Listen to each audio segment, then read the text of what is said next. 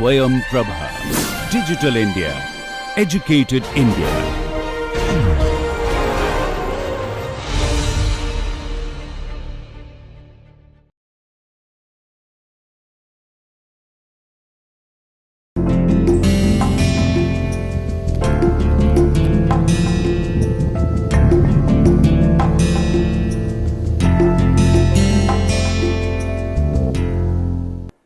Hello, welcome to Basics of Noise and its Measurement.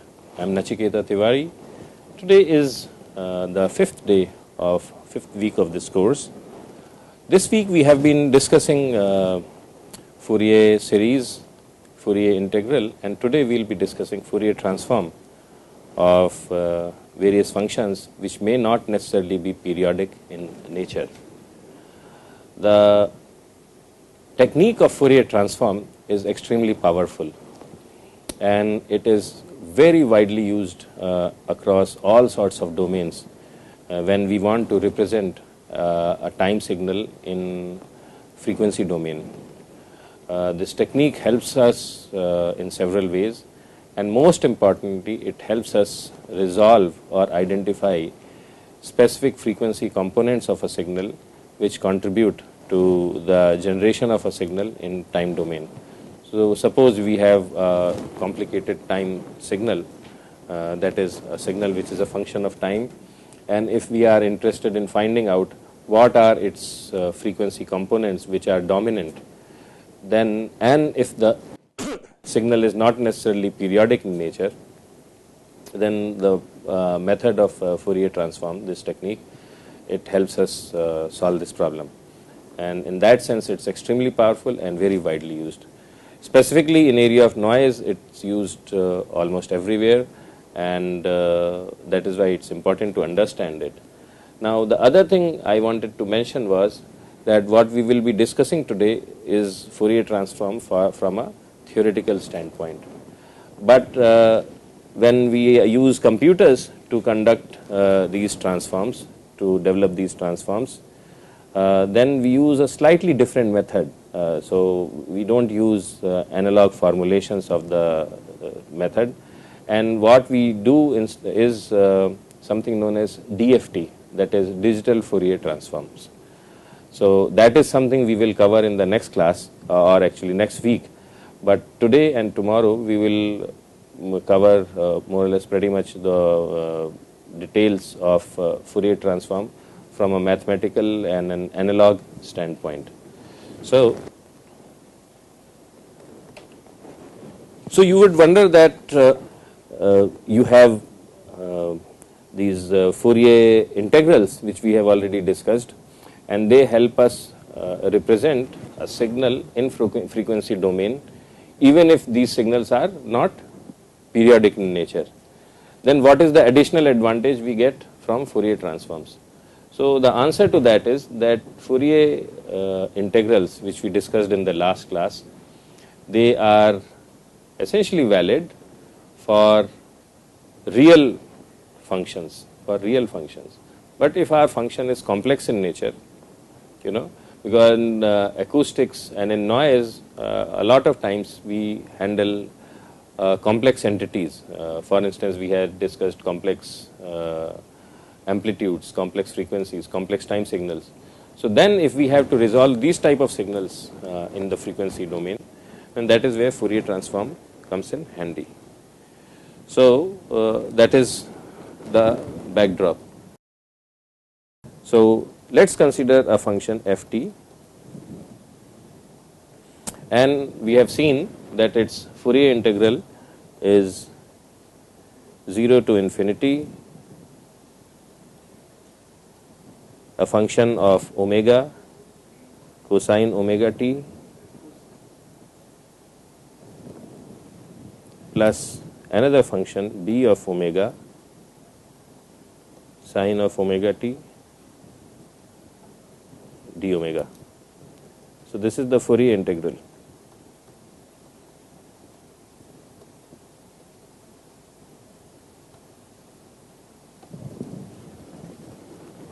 Okay, and we had seen that a of omega equals 1 over pi 0 to infinity, excuse me, it's minus infinity to positive infinity, Fv cosine of omega v times dv, and b of omega is 1 over pi minus infinity to infinity Fv sine of omega v dv. So let's number these equations. This is equation 1, this is equation 2, this is equation 3. So if I do my mathematics, and what I do is I put this here and this equation in place of bw, b omega, then my f of t equals 1 over pi 0 to infinity, and instead of a omega I am going to put this entire expression.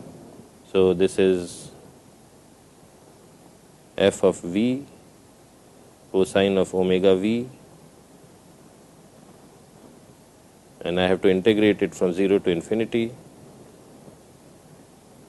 and then cosine of omega v times cosine of omega t, plus instead of b omega I am going to put this expression. So it is f of v sine of omega v sine of omega t, and I have to first integrate this whole expression with respect to dv, and then I have to integrate this thing with respect to d omega. And the other thing which is erroneous here is that this limit should have been minus infinity to infinity. Okay. So this is equal to 1 over pi 0 to infinity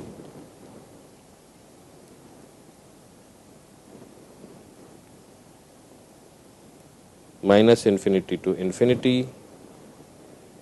I'll take f v as common,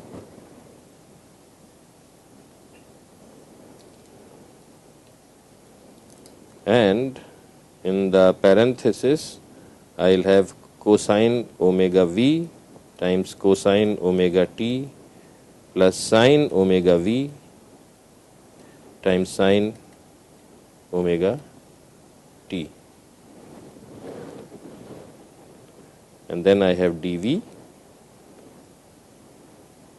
and d omega. Now I know that cosine of a minus b equals cosine of a times cosine of b plus sine of a times sine of b. So this is of that form. This entire underlined term is of this form, which is cosine of a minus b.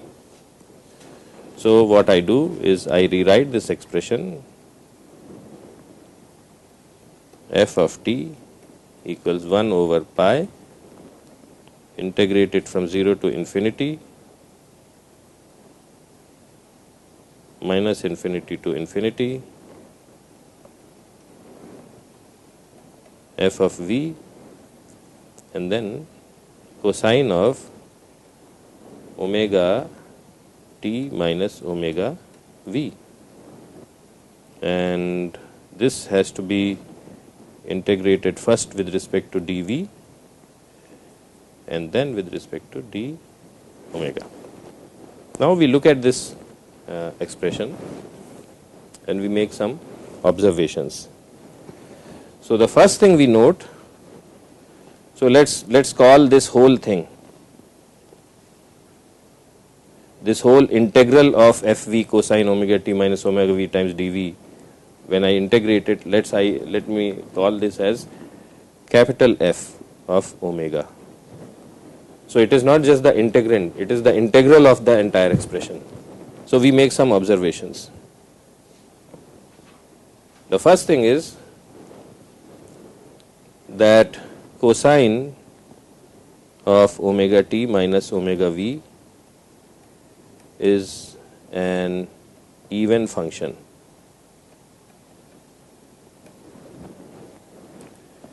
With respect to omega.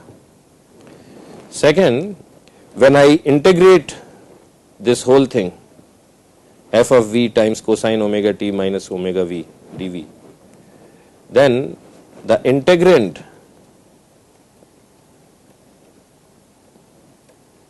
of f omega has v, but once I integrate it, so once I integrate it, f of omega is independent of v. It is independent of v. And from these two, I can say that the integral of this fv cosine omega t minus omega v, that is minus infinity to dv, this thing, the integral, that is this thing, is nothing but 0 to infinity 2 times the same thing. I can make this deduction from this. So what I can do is I can rewrite my ft as 1 over pi 0 to infinity 0 to infinity again, and then instead of, so now because I have changed the limits, so I am going to put 2, so excuse me, it's 2 over pi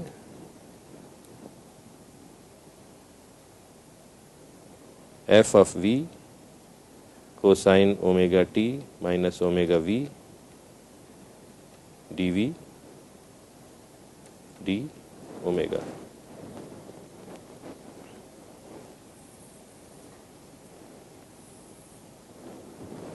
Okay.